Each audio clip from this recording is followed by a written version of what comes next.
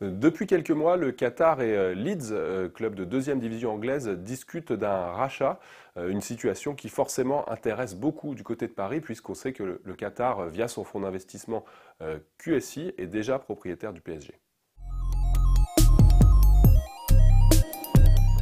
Les choses avancent, mais elles ne sont pas encore finalisées, comme nous le confirment plusieurs sources. QSI, le fonds qatarien, figure bien parmi les trois acheteurs potentiels de Leeds et est même le favori à l'heure actuelle. Mais apparemment, le propriétaire italien du club, Andrea Radrizzani, demande beaucoup d'argent pour un club qu'il a racheté en 2017. Et puis, le Qatar doit aussi peaufiner sa stratégie, notamment parce qu'il est déjà propriétaire du Paris Saint-Germain.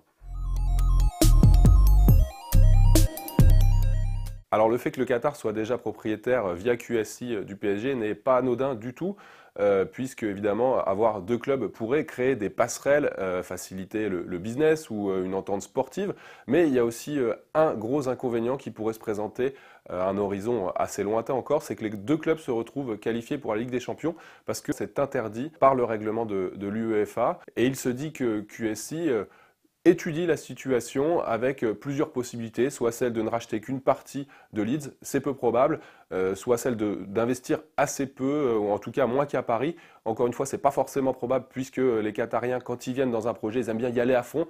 Et en plus, en Angleterre, ils aimeraient à terme rivaliser avec leurs voisins des Émirats Arabes Unis qui détiennent Manchester City. La dernière option, c'est de monter les deux clubs et d'attendre que Leeds grandisse, voir si un jour le problème se pose.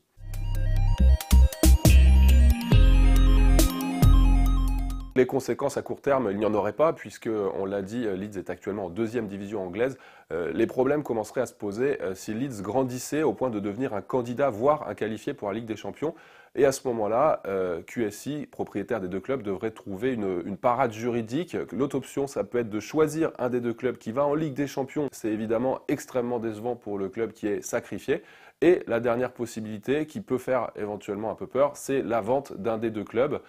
On en est très loin, on l'a dit une fois encore, mais racheter Leeds pourrait donc servir aussi de moyen de pression sur le PSG afin qu'il se rapproche de ses objectifs européens.